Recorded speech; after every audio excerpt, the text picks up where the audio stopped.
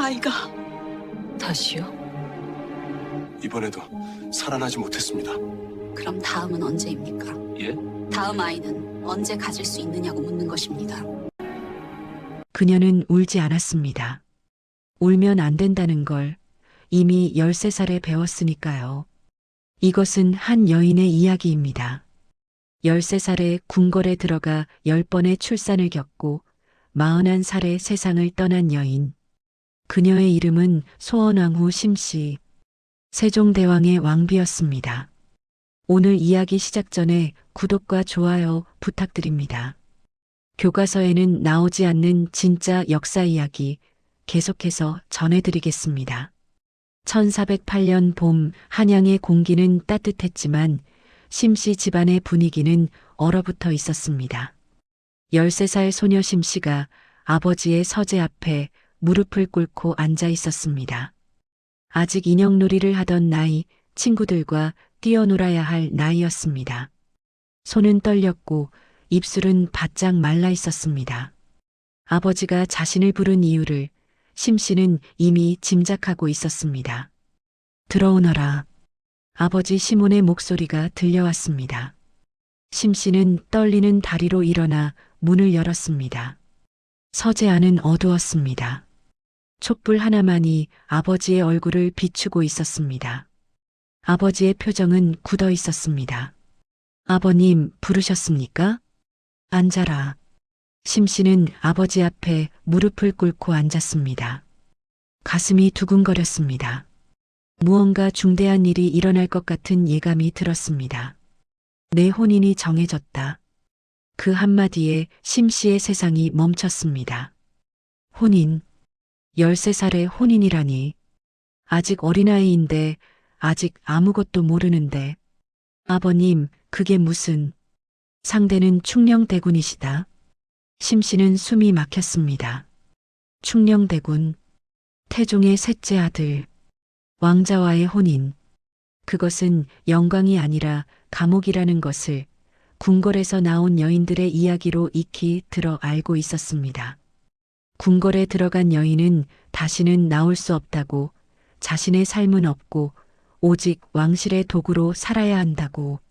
아버님, 저는 아직 국가의 부름이다.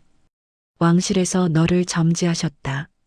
아버지의 목소리는 단호했지만 어딘가 떨리고 있었습니다. 심씨는 고개를 들어 아버지를 바라보았습니다. 아버지의 눈에는 미안함이 가득했습니다.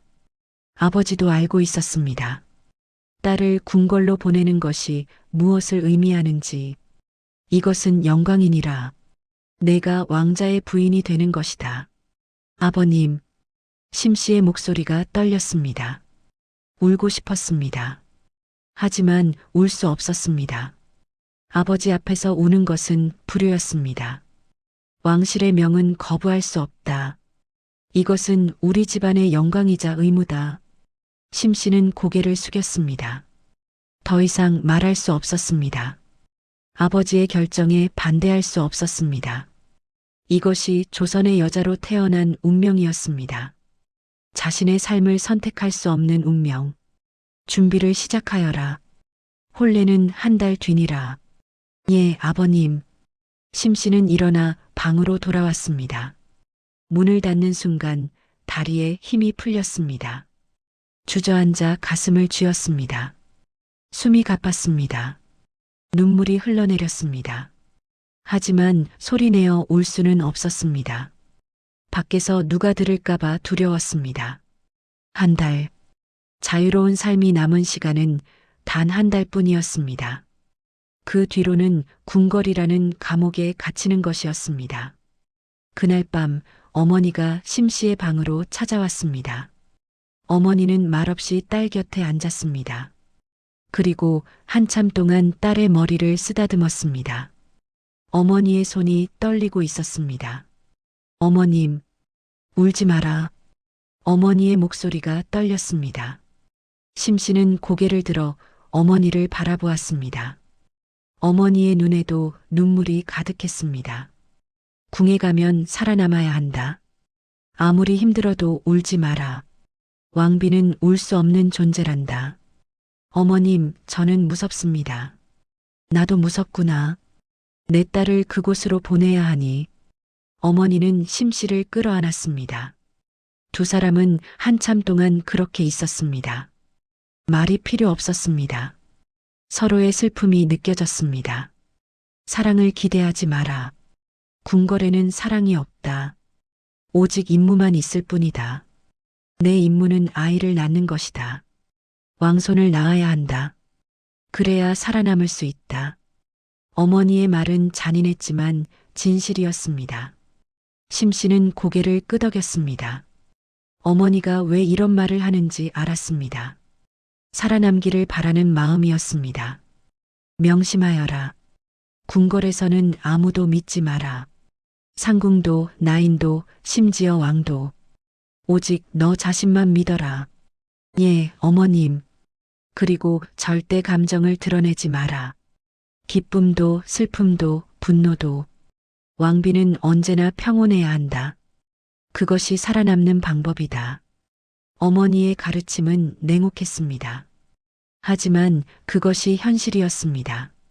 심씨는 그날 밤 어머니의 말을 가슴 깊이 새겼습니다. 한 달이 빠르게 지나갔습니다. 혼인 준비가 진행되었습니다.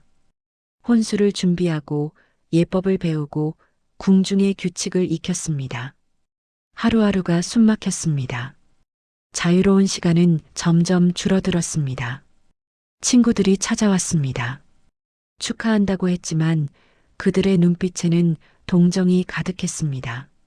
모두가 알고 있었습니다. 궁궐로 가는 것이 무엇을 의미하는지. 부디 강령하게 지내거라. 친구들은 울먹였습니다. 심씨도 울고 싶었지만 참았습니다. 이미 어머니의 가르침을 받아들였습니다. 울지 않기로 결심했습니다. 혼례일이 다가왔습니다. 아침 일찍 궁궐에서 보낸 상궁들이 찾아왔습니다. 그들은 냉정했습니다.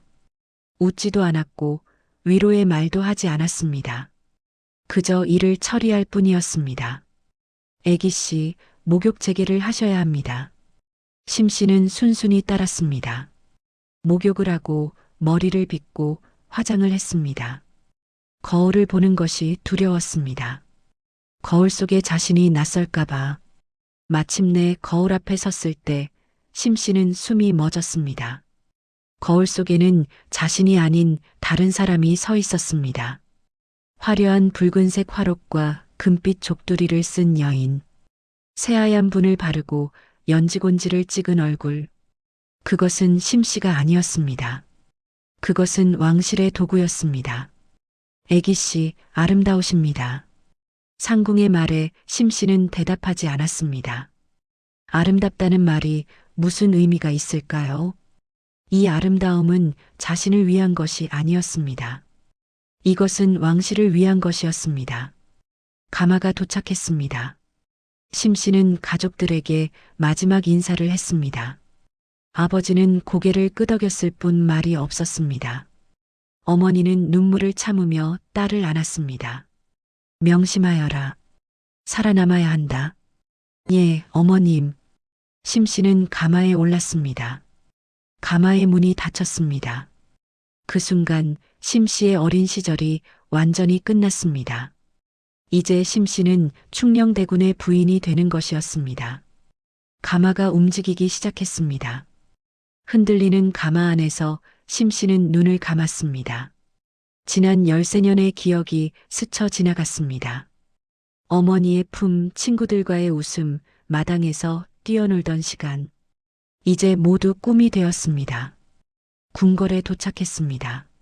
문이 열리는 소리가 들렸습니다. 웅장한 소리였습니다. 무거운 소리였습니다.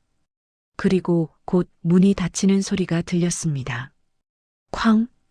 그 소리와 함께 심씨는 갇혔습니다. 혼례식은 성대했습니다. 수많은 사람들이 모였습니다. 왕족들, 대신들, 궁녀들 모두가 축하했습니다. 하지만 심씨는 그 축하의 의미를 알 수 없었습니다. 무엇이 좋은 일인지, 무엇을 축하하는 것인지 충녕대군을 처음 제대로 보았습니다. 의젓한 모습이었습니다. 침착했습니다. 하지만 그의 눈빛에서 심 씨는 어떤 따뜻함도 느낄 수 없었습니다. 이것은 사랑이 아니었습니다. 이것은 의무였습니다. 예식이 진행되었습니다. 절을 하고 술을 나누고 맹세를 했습니다. 모든 것이 기계적이었습니다. 감정이 없었습니다. 그저 정해진 순서대로 움직일 뿐이었습니다. 예식이 끝나고 처소로 안내되었습니다. 궁녀들이 심 씨를 따랐습니다. 긴 복도를 걸어갔습니다. 붉은 기둥이 끝없이 이어졌습니다. 궁궐은 넓었습니다. 너무 넓어서 길을 잃을 것만 같았습니다. 처소에 도착했습니다. 문이 닫혔습니다. 이제 첫날 밤이었습니다. 심 씨는 떨렸습니다.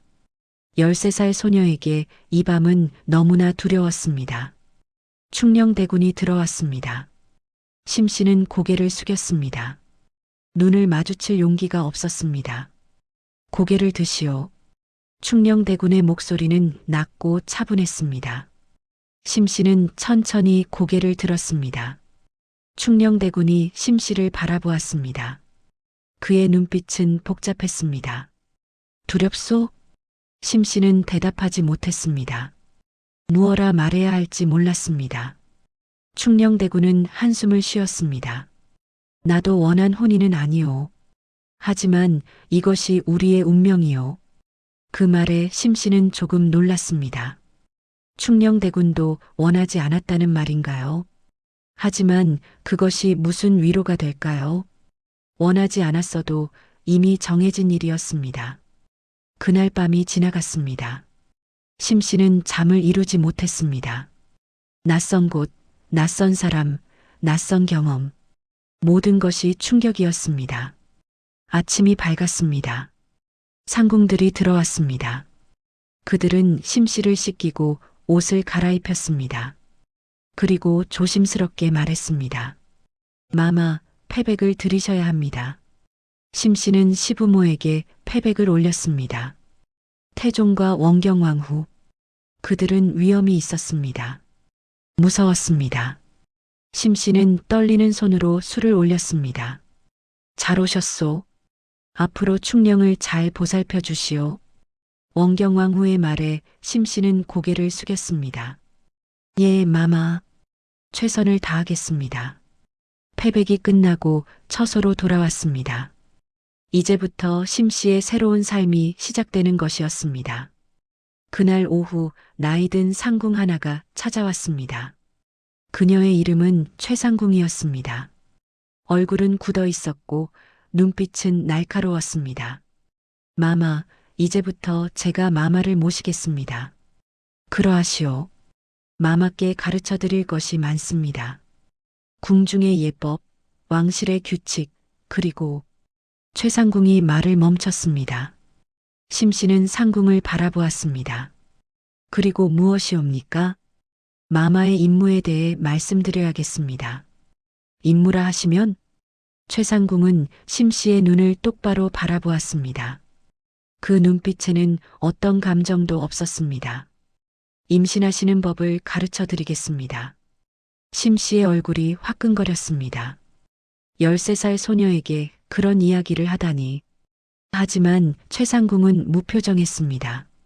마마의 임무는 오직 하나입니다. 왕손을 잉태하시는 것입니다. 저는 아직 나이는 중요하지 않습니다. 마마께서는 이미 혼인하셨습니다. 이제 마마의 의무를 다하셔야 합니다. 최상궁의 말은 냉정했습니다. 심 씨는 숨이 막혔습니다. 가능하면 빠를수록 좋습니다. 왕자를 낳으셔야 합니다. 공주가 아닌 왕자를 말입니다. 왕자를. 그래야 마마의 자리가 안전합니다. 왕자를 낳지 못하시면. 최상궁이 말을 멈췄습니다. 심 씨는 떨리는 목소리로 물었습니다. 낳지 못하면 어찌 되는 것이옵니까? 다른 여인이 그 자리를 차지하게 됩니다. 이곳은 그런 곳입니다. 심 씨는 온몸에 소름이 돋았습니다. 다른 여인, 후궁. 그들이 자신의 자리를 빼앗는다는 말이었습니다. 마마, 이것이 궁궐입니다. 사랑도 없고 자비도 없습니다. 오직 결과만 있을 뿐입니다. 명심하시옵소서. 최상궁은 그렇게 말하고 나갔습니다. 심씨는 혼자 남았습니다. 방 안은 고요했습니다. 너무 고요해서 자신의 심장 소리가 들렸습니다. 두근거리는 소리, 두려움의 소리. 그날부터 심씨의 교육이 시작되었습니다. 아침 일찍 일어나 예법을 배웠습니다. 어떻게 걸어야 하는지, 어떻게 말해야 하는지, 어떻게 먹어야 하는지, 모든 것에 규칙이 있었습니다. 오후에는 궁중의 역사를 배웠습니다. 왕실의 가계, 중요한 인물들, 지켜야 할 전통. 머리가 아팠습니다. 너무 많은 것을 한꺼번에 배워야 했습니다. 저녁에는 최상궁이 찾아와 다른 것을 가르쳤습니다. 임신과 출산에 관한 것. 어떻게 하면 임신할 수 있는지, 임신했을 때 어떻게 조리해야 하는지, 출산은 어떻게 이루어지는지. 13살 소녀에게는 너무나 충격적인 내용이었습니다. 마마, 부끄러워하지 마시옵소서. 이것이 마마의 임무입니다. 하지만 심씨는 부끄러웠습니다. 그리고 두려웠습니다. 아이를 낳는다는 것이, 그것이 얼마나 위험한 일인지 알게 되었습니다. 많은 여인들이 출산 중에 목숨을 잃습니다. 하지만 마마께서는 살아남으셔야 합니다. 살아남아야 한다. 그렇습니다. 마마의 임무는 왕손을 낳고 그 아이를 키우는 것입니다. 그러기 위해서는 살아계셔야 합니다. 최상궁의 말은 잔인했지만 현실이었습니다. 심씨는 그날 밤 잠들지 못했습니다. 두려움이 너무 컸습니다. 계절이 바뀌었습니다. 봄이 가고 여름이 왔습니다. 심씨는 궁궐 생활에 조금씩 익숙해졌습니다. 하지만 편안해지지는 않았습니다. 언제나 긴장해야 했습니다. 언제나 조심해야 했습니다. 충녕대군은 바빴습니다. 공부에 열중했고 정사를 배웠습니다. 심씨와 보내는 시간은 많지 않았습니다. 하지만 그것이 오히려 다행이었습니다. 심씨는 아직 준비가 되지 않았습니다. 가을이 왔습니다. 낙엽이 떨어졌습니다. 심씨는 창밖을 바라보며 생각했습니다. 1년 전 이맘때 자신은 집에서 친구들과 놀고 있었습니다. 하지만 이제는 궁궐에 갇혀 있었습니다. 겨울이 왔습니다. 눈이 내렸습니다. 하얗게 쌓인 눈을 보며 심씨는 어머니가 그리웠습니다. 어머니의 품, 어머니의 목소리. 하지만 만날 수 없었습니다. 궁궐에 들어온 여인은 쉽게 밖으로 나갈 수 없었습니다. 1409년 봄 심씨의 몸에 변화가 찾아왔습니다. 입덧이 시작되었습니다. 최상궁이 급히 어이를 불렀습니다. 진맥을 한 어이가 기쁜 표정으로 말했습니다. 마마, 태기가 있으신 듯합니다. 그 순간 궁궐이 들썩였습니다. 충녕대군의 부인이 임신했다는 소식이 빠르게 퍼졌습니다. 모두가 기뻐했습니다. 왕손이 태어날지도 모른다는 기대감이었습니다. 하지만 심씨는 기쁘지 않았습니다. 두려웠습니다. 14살. 아직 몸도 다 자라지 않은 나이. 이 몸으로 아이를 낳을 수 있을까? 살아남을 수 있을까? 최상궁이 찾아왔습니다. 마마, 축하드립니다. 이제 조리를 잘하셔야 합니다. 예. 아이를 위해 드셔야 합니다. 많이 드셔야 합니다.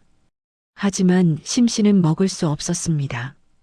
입덧이 너무 심했습니다. 무엇을 먹어도 토했습니다. 몸은 날로 쇠약해졌습니다. 어이들이 왔습니다. 약을 지어주었습니다. 하지만 소용이 없었습니다. 심씨는 점점 약해졌습니다. 마마, 억지로라도 드셔야 합니다. 아이를 위해서입니다. 아이를 위해서.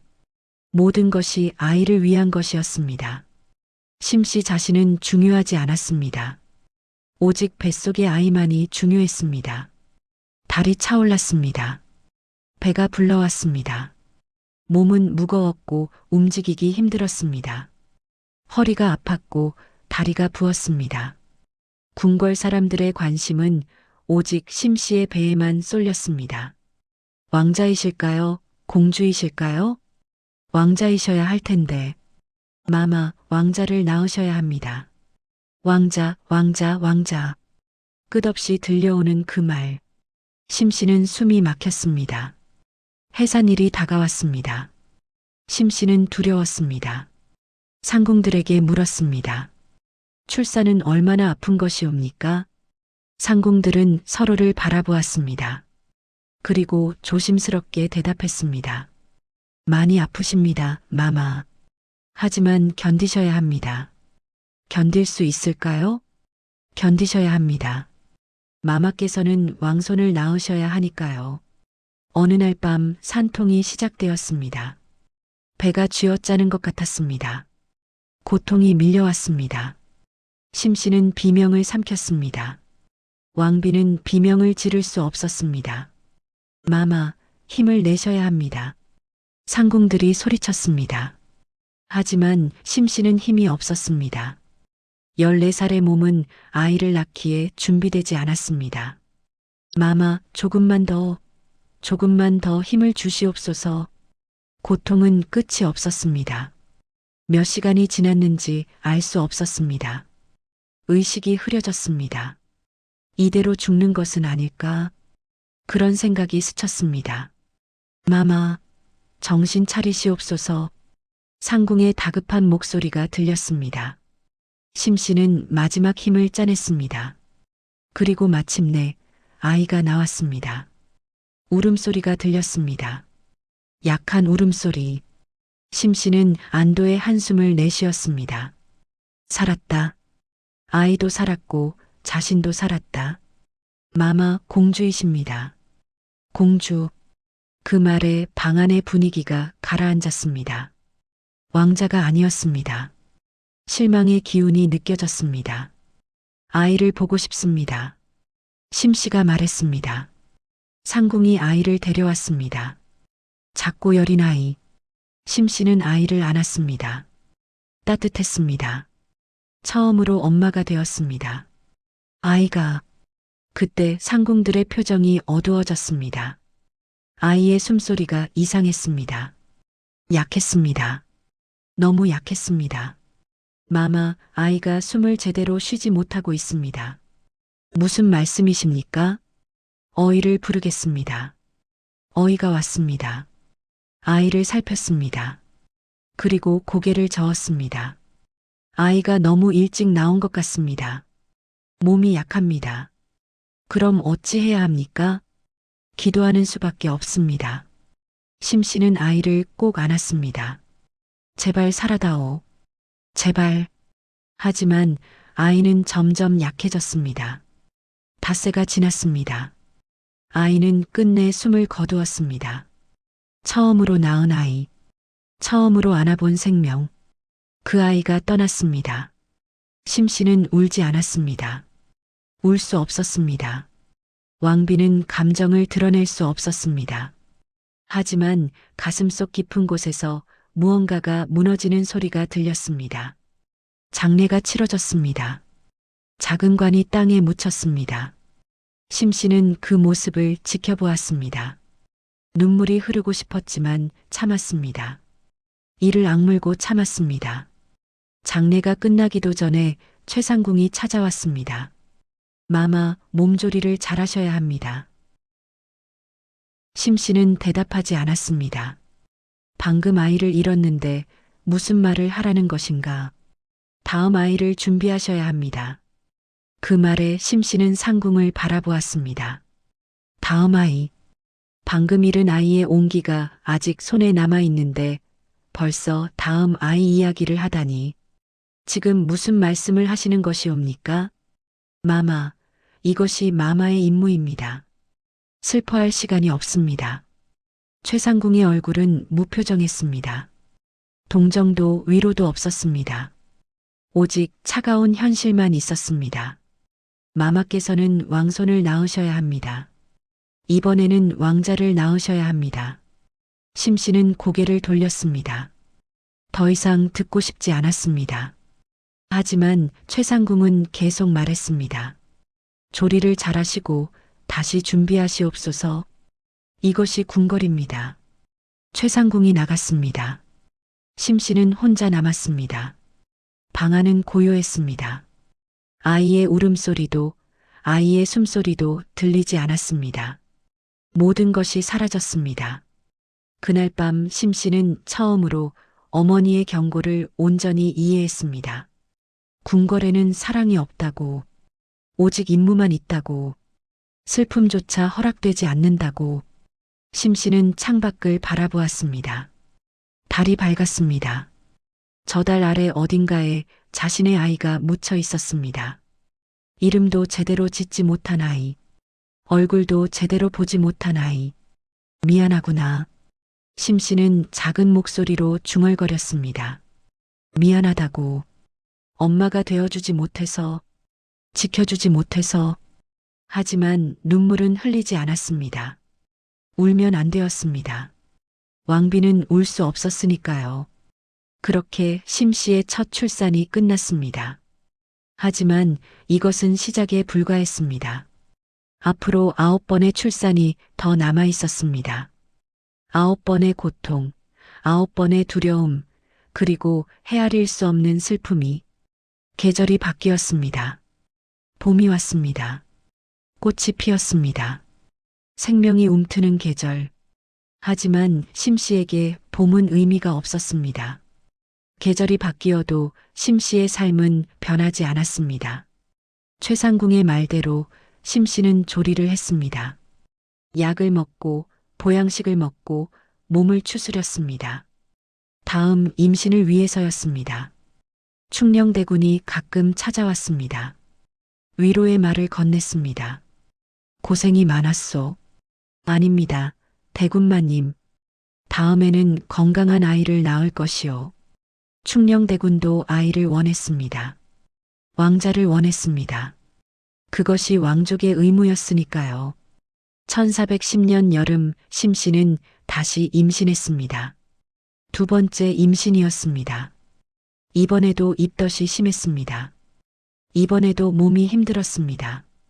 마마, 이번에는 왕자이실 것입니다. 상궁들이 위로했습니다. 하지만 심 씨는 믿을 수 없었습니다. 지난번에도 같은 말을 들었습니다. 하지만 아이는 살지 못했습니다. 임신 기간은 고통이었습니다. 몸은 여전히 회복되지 않은 상태였습니다. 너무 일찍 다시 임신한 것이었습니다. 하지만 선택의 여지가 없었습니다. 해산일이 다가왔습니다. 또다시 산통이 시작되었습니다. 또다시 그 끔찍한 고통이 밀려왔습니다. 심 씨는 이를 악물었습니다. 마마, 힘내시옵소서. 상궁들의 목소리가 들렸습니다. 심 씨는 힘을 냈습니다. 그리고 아이가 태어났습니다. 또 공주였습니다. 마마, 공주이십니다. 또다시 실망의 분위기가 감돌았습니다. 왕자가 아니었습니다. 하지만 이번에는 아이가 건강했습니다. 울음소리가 컸습니다. 숨을 잘 쉬었습니다. 아이를 보여주시오. 심 씨가 말했습니다. 상궁이 아이를 데려왔습니다. 건강한 아이, 살아있는 아이. 심 씨는 안도했습니다. 이름을 지어야겠습니다. 충녕대군이 말했습니다. 공주에게 이름이 지어졌습니다. 정서공주, 첫째 공주였습니다. 하지만 기쁨도 잠시였습니다. 궁궐 사람들은 공주에게 관심이 없었습니다. 왕자가 아니었으니까요.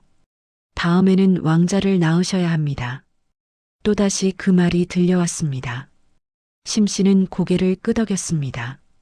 알고 있었습니다. 공주는 가치가 없다는 것을, 오직 왕자만이 의미가 있다는 것을. 1414년 심 씨의 나이 16살. 이미 3번의 임신과 출산을 겪었습니다. 첫째 공주는 죽었고 둘째 공주는 살았습니다. 그리고 또 한 아이를 낳았지만 그 아이도 오래 살지 못했습니다. 심 씨의 몸은 망가지고 있었습니다. 얼굴은 창백했고 눈 밑에는 짙은 그늘이 드리워져 있었습니다. 16살 소녀가 아니라 훨씬 나이든 여인처럼 보였습니다. 봄날 심 씨는 궁궐 정원을 거닐었습니다. 벚꽃이 피었습니다. 아름다웠습니다. 하지만 그 아름다움이 심 씨에게는 슬프게 느껴졌습니다. 이렇게 아름다운 세상에서 왜 자신은 고통받아야 하는가? 마마, 최상궁이 다가왔습니다. 심 씨는 돌아보았습니다. 무슨 일이요? 말씀드릴 것이 있사옵니다. 최상궁의 표정이 심각했습니다. 심 씨는 불길한 예감이 들었습니다. 무엇이요? 궁에 새로운 여인이 들어오십니다. 그 말에 심 씨의 심장이 멎었습니다. 새로운 여인. 후궁. 드디어 온 것이었습니다. 누구이요? 영빈 강씨라 하옵니다. 젊고 건강한 여인이라 하옵니다. 젊고 건강한. 그 말이 심 씨에게는 비수처럼 꽂혔습니다. 자신은 이미 젊지도 건강하지도 않았습니다. 언제 들어오시오? 내일이 옵니다. 심 씨는 고개를 끄덕였습니다. 더 이상 물을 것이 없었습니다. 다음 날 영빈 강 씨가 궁에 들어왔습니다. 소문대로 젊고 아름다운 여인이었습니다. 건강해 보였습니다. 생기가 넘쳤습니다. 심 씨에게는 이미 없는 것들이었습니다. 강 씨가 심 씨에게 인사를 올렸습니다. 대군마님께 인사 올리옵니다. 소첩 강 씨이옵니다. 잘 오셨소. 편히 지내시오. 심 씨는 웃으며 대답했습니다. 하지만 그 웃음 뒤에는 두려움이 숨어 있었습니다. 강 씨가 자신의 자리를 빼앗을 것이라는 두려움. 그날 밤 충녕대군이 강 씨의 처소를 찾았다는 소식이 들렸습니다. 심 씨는 잠들지 못했습니다. 가슴이 아팠습니다. 이것이 질투인가? 아니면 두려움인가? 최상궁이 찾아왔습니다. 마마, 괜찮으시옵니까? 괜찮소. 마음 편히 가지시옵소서. 대군마님께서는 마마를 아끼고 계시옵니다. 알고 있소. 하오나. 최상궁이 말을 멈췄습니다. 심 씨는 상궁을 바라보았습니다. 하오나 무엇이오? 왕자를 낳으셔야 합니다. 그래야 마마의 자리가 안전하옵니다. 또다시 그 이야기였습니다. 왕자. 오직 왕자만이 심 씨를 지켜줄 수 있었습니다. 노력하겠소. 심 씨는 그렇게 대답했습니다. 하지만 마음속으로는 절망했습니다. 어떻게 노력한단 말인가? 아이를 낳는 것은 노력으로 되는 일이 아니었습니다. 1415년 심 씨는 다시 임신했습니다. 네 번째 임신이었습니다. 이번에는 왕자가 태어났습니다. 궁궐이 들썩였습니다. 드디어 왕손이 탄생한 것이었습니다. 마마, 축하드립니다. 왕자이십니다. 상궁들이 기뻐했습니다. 충녕대군도 기뻐했습니다. 온 궁궐이 축제 분위기였습니다. 하지만 기쁨은 오래가지 않았습니다. 아이는 약했습니다. 100일을 넘기지 못했습니다. 또다시 아이를 잃었습니다. 이번에는 심 씨도 울었습니다. 참을 수 없었습니다. 왕자였습니다. 간절히 바라던 왕자였습니다. 그런데 떠났습니다. 마마, 울지 마시옵소서. 최상궁이 말렸습니다. 하지만 심 씨는 울음을 멈출 수 없었습니다. 너무 아팠습니다. 너무 슬펐습니다. 장례를 치렀습니다. 또다시 작은 관이 땅에 묻혔습니다. 심 씨는 그 모습을 지켜보며 생각했습니다. 나는 왜 아이들을 지키지 못하는가? 나는 왜 이렇게 무능한가? 그 후로도 임신과 출산은 계속되었습니다. 5번째, 6번째. 심 씨의 몸은 임신과 출산을 반복하는 기계가 되었습니다. 회복할 시간도 없이 다시 임신하고 출산하고 때로는 아이를 잃고 다시 임신하는 끝없는 반복이었습니다. 1417년 또 다른 후궁이 들어왔습니다. 신빈 김씨. 강씨보다 더 젊고 아름다운 여인이었습니다. 김씨도 심씨에게 인사를 올렸습니다. 대군마님께 인사 올리옵니다. 잘 오셨소. 심씨는 이제 놀라지도 않았습니다. 후궁이 들어오는 것에 익숙해졌습니다. 아니, 익숙해질 수밖에 없었습니다.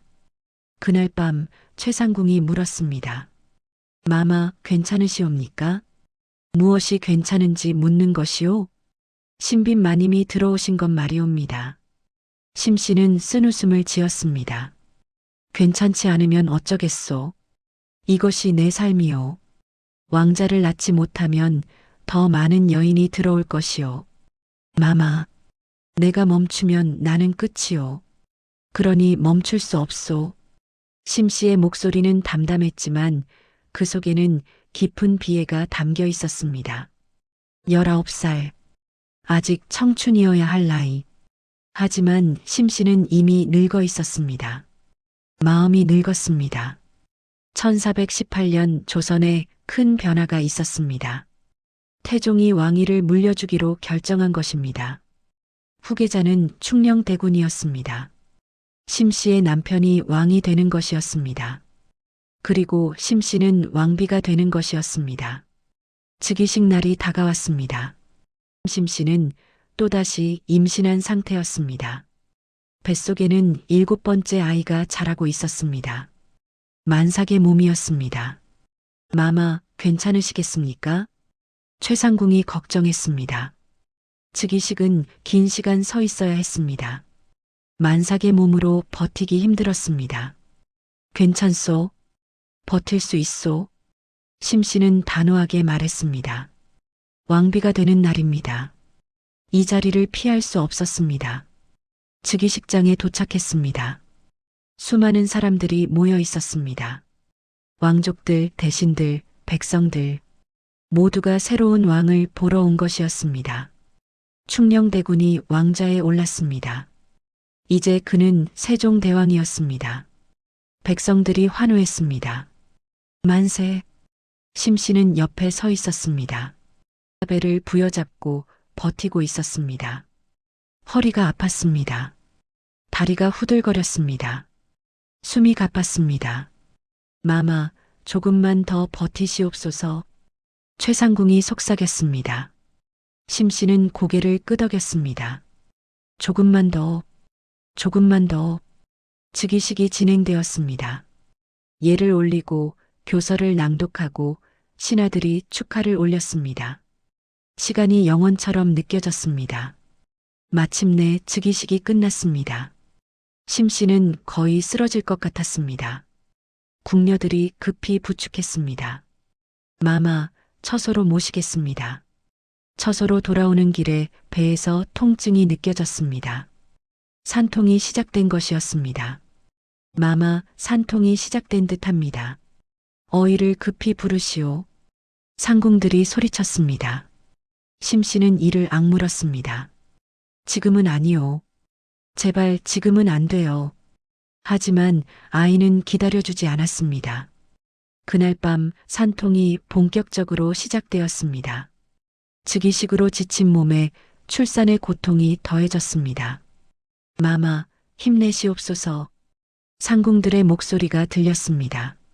심씨는 힘을 냈습니다. 죽을 것 같았지만 버텼습니다. 그리고 마침내 아이가 태어났습니다. 마마, 왕자이십니다. 왕자.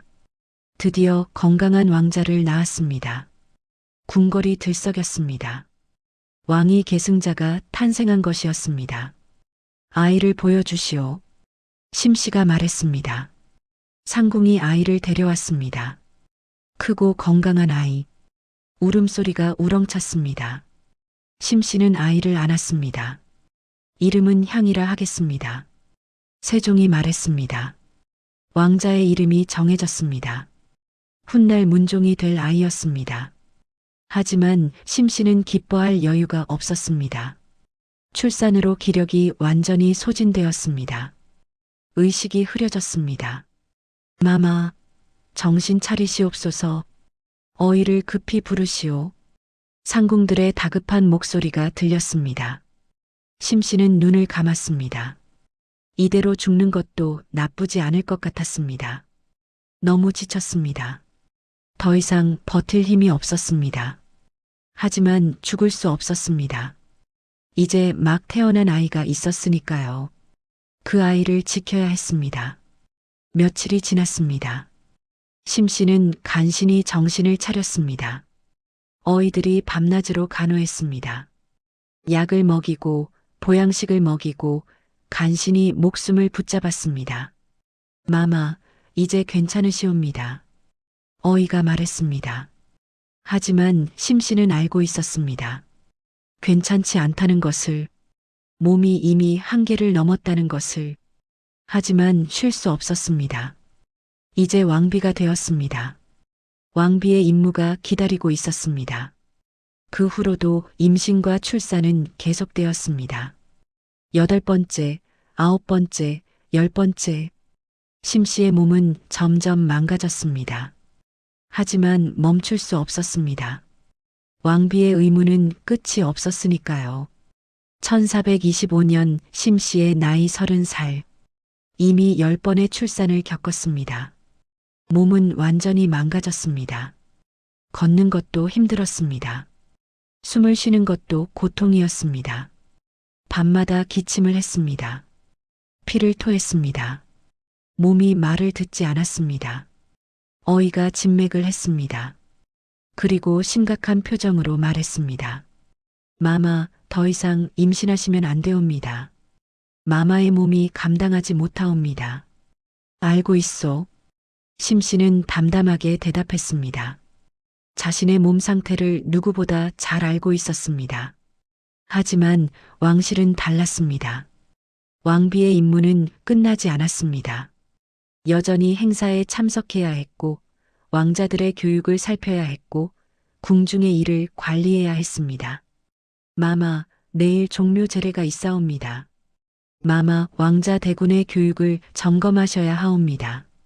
마마, 외국 사신 접견에 참석하셔야 하옵니다. 쉴 수 없었습니다. 아파도 아프다고 말할 수 없었습니다. 왕비는 언제나 건강해야 했고 언제나 완벽해야 했습니다. 어느 날 심씨는 행사 중에 쓰러졌습니다. 의식을 잃은 것이었습니다. 궁궐이 발칵 뒤집혔습니다. 마마, 어이를 급히 부르시오. 세종이 급히 달려왔습니다. 심씨의 손을 잡았습니다. 왕비, 정신을 차리시오. 심씨는 간신히 눈을 떴습니다. 세종의 얼굴이 보였습니다. 걱정스러운 표정이었습니다. 초췌해 보였습니다. 전하, 말하지 마시오. 힘을 아끼시오. 죄송하옵니다. 무슨 죄가 있단 말이오. 당신은 아무 잘못이 없소. 세종의 목소리가 떨렸습니다. 심씨는 세종의 손을 꼭 잡았습니다. 몸을 제대로 관리하지 못해 죄송하옵니다. 왕비, 세종이 소리쳤습니다. 그의 눈에서 눈물이 흘러내렸습니다. 왕도 운다. 심씨는 신기했습니다. 당신이 무슨 죄가 있단 말이오. 잘못은 나에게 있소. 당신을 이렇게 만든 것은 나요. 세종의 말에 심씨는 고개를 저었습니다. 아니옵니다. 이것이 제 임무였습니다. 임무? 당신의 목숨을 갉아먹는 것이 임무란 말이오? 세종은 심씨의 손을 꼭 쥐었습니다. 그리고 통곡했습니다. 왕이 우는 모습을 보는 것은 처음이었습니다. 그 후로 심씨는 침상에서 일어나지 못했습니다. 병이 깊어졌습니다. 어이들이 온갖 약을 썼지만 소용없었습니다. 몸은 이미 한계를 넘었습니다. 세종은 매일 심씨의 처소를 찾았습니다. 정물을 보다가도 틈틈이 들렀습니다. 심씨의 손을 잡고 말없이 앉아 있었습니다. 전하, 정사를 돌보셔야 하옵니다. 당신보다 중요한 정사는 없소. 세종의 말에 심씨는 미소 지었습니다. 지금에서야 이런 말을 듣다니 너무 늦었습니다. 1426년부터 1446년까지 심씨는 병상에서 보내는 시간이 많아졌습니다. 때로는 일어나 임무를 수행했지만 그럴 때마다 몸은 더욱 악화되었습니다. 자식들이 찾아왔습니다. 문종이 와서 어머니의 손을 잡았습니다. 어마마마, 향아, 쾌차하시옵소서. 심씨는 아들을 바라보았습니다. 훌륭하게 자란 아들. 이 아이를 위해 자신은 모든 것을 바쳤습니다. 너는 좋은 왕이 될 것이다. 어마마마, 아버님을 잘 보필하여라. 예, 어마마마. 문종은 눈물을 흘렸습니다. 심씨는 아들의 머리를 쓰다듬었습니다. 이것이 마지막 일지도 모른다는 생각이 들었습니다. 1446년 봄 꽃이 피는 계절이었습니다. 심씨는 마지막 순간을 맞이하고 있었습니다. 숨이 가빠졌습니다. 의식이 희미해졌습니다. 세종이 침상 곁에 앉아 있었습니다. 심씨의 손을 꼭 잡고 있었습니다. 왕비, 전하, 미안하오. 그대를 이렇게 만든 것이나요? 그대를 지키지 못했소. 아니옵니다. 심씨는 희미하게 미소 지었습니다. 고생이라. 그런 것이 아니옵니다. 이것이 제 삶이었습니다. 나는 위대한 왕이 되고 싶었소. 백성을 사랑하는 왕이 되고 싶었소. 하지만 정작 내 곁의 사람은 지키지 못했소. 세종의 목소리가 떨렸습니다. 심씨는 세종을 바라보았습니다. 전하, 나라를 잘 다스리셨습니다. 백성들이 전하를 사랑하옵니다. 그것으로 족하옵니다. 그런 것이 무슨 소용이요? 당신 하나 지키지 못했는데. 세종은 울었습니다. 심씨는 그 모습을 지켜보았습니다. 이 사람도 괴로워했구나. 이 사람도 아파했구나. 전하, 부디 강령하시옵소서. 그리고 다음 생에는 그냥 한 남자와 한 여자로 만나고 싶습니다. 심씨의 목소리는 희미했습니다. 세종은 심씨의 손을 더욱 꼭 쥐었습니다. 반드시 그리하겠소. 다음 생에는 당신을 행복하게 해주겠소. 심씨는 마지막으로 미소 지었습니다. 그리고 천천히 눈을 감았습니다. 1446년 3월 소원왕후 심씨는 41살의 나이로 세상을 떠났습니다. 13살에 궁궐에 들어와 10번의 출산을 겪고 5명의 자녀를 먼저 보내고 자신의 삶은 단 한 번도 선택하지 못한 여인. 그녀의 생애가 그렇게 막을 내렸습니다. 심씨의 처소는 텅 비었습니다. 그가 입었던 옷이 궤에 가지런히 정리되어 있었습니다. 창문 너머로 봄바람이 불어왔습니다. 벚꽃 꽃잎이 바닥에 떨어졌습니다. 아름다운 봄이었습니다. 하지만 그 아름다움을 볼 사람은 이제 없었습니다. 세종은 한동안 정무를 보지 못했습니다. 심씨의 죽음이 그에게 큰 충격을 주었습니다. 신하들이 걱정했지만 세종은 혼자만의 시간이 필요했습니다. 장례는 성대하게 치러졌습니다. 온 나라가 왕비의 죽음을 애도했습니다. 백성들도 슬퍼했습니다. 하지만 아무도 묻지 않았습니다. 그가 행복했는지, 그가 원한 삶을 살았는지, 역사는 이렇게 기록합니다. 소원왕후 심씨, 세종의 왕비, 10명의 자녀를 낳음, 현명하고 덕이 높았음, 단 몇 줄의 기록. 그것이 심씨의 인생 전부였습니다. 궁궐은 여전히 그 자리에 서 있습니다. 봄이 오면 꽃이 피고, 여름이 오면 녹음이 우거지고, 가을이 오면 단풍이 들고, 겨울이 오면 눈이 내립니다. 세월은 흘러도 궁궐은 변하지 않습니다. 하지만 그 안에서 살았던 수많은 여인들의 이야기는 기록되지 않았습니다. 그들이 흘린 눈물, 그들이 참았던 고통, 그들이 포기했던 꿈. 역사는 그런 것들을 기억하지 않습니다. 세종은 위대한 왕이었습니다. 한글을 만들고 과학을 발전시키고 나라를 안정시켰습니다. 그는 성군으로 기억됩니다.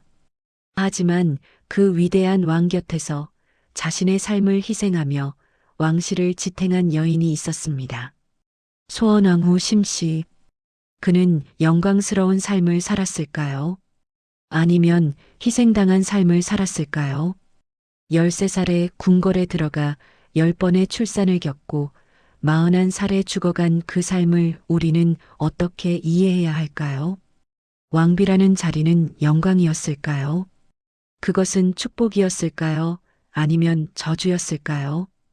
오늘날 우리는 다시 묻습니다. 지금 이 시대에도 누군가의 꿈과 희망을 빼앗고 누군가의 삶을 도구로 만드는 일이 일어나고 있지는 않은지. 역사는 과거의 이야기가 아닙니다. 역사는 현재의 거울입니다. 소원왕후 심씨의 이야기를 통해 우리는 배웁니다. 어떤 자리도 어떤 명예도 한 사람의 삶보다 중요하지 않다는 것을. 그리고 우리는 다짐합니다. 다시는 누군가의 삶이 이렇게 소모되는 일이 없도록 하겠다고. 여러분, 오늘 이야기가 마음에 와닿으셨나요? 교과서에는 나오지 않는 진짜 역사, 사람들의 진짜 삶 이야기를 앞으로도 계속 전해드리겠습니다. 이런 이야기들이 더 많은 분들께 전해질 수 있도록 구독과 좋아요 부탁드립니다.